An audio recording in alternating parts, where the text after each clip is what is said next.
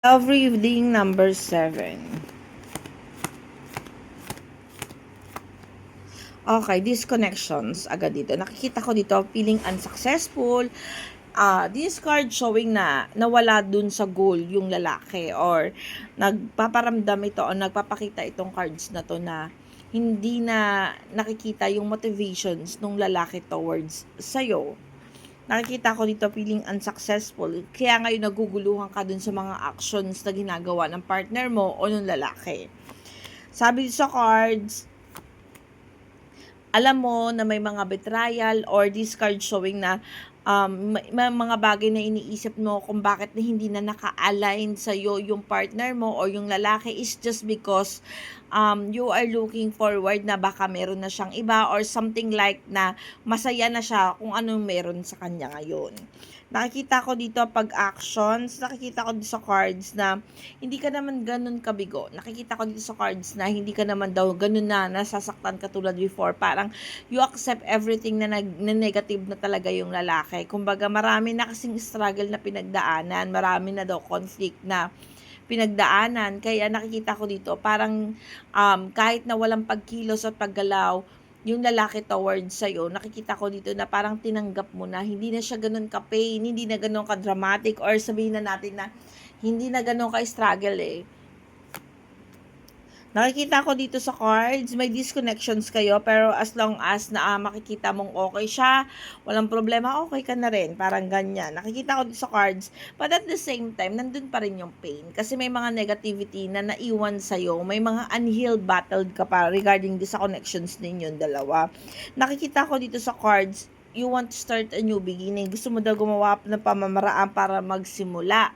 Nakikita ko dito yung pagdidistansya mo. Kasi nakikita mo, this person is not good for you. This person is not willing to do something na i-upgrade o ikaka-growth mo. Kaya nakikita ko dito yung pagkakaroon ng distansya kahit na medyo conflict kasi nakikita ko sa cards na nasasaktan ka kasi naging mahalaga ito sa'yo, but it doesn't mean na gusto mo pa magkaroon ng connections dito dahil nga alam mo din na hindi na ganun ka-clarity yung connections ninyong dalawa at yung intentions niya towards you. Nakikita ko dito sa cards,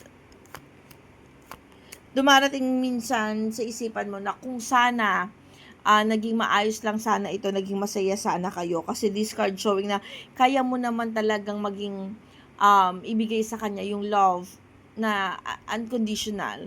Kasi nakikita ko dito, minahal mo to eh. Kaya lang natutunan mo nang tanggapin sa sarili mo na these persons nga na hindi naman talaga meant for you. Parang kahit conflict yung mga pinagdadaanan mo ngayon, dahil naiisip mo siya, dahil may mga disconnections kayo, but at the same time, alam mo, it will gain you.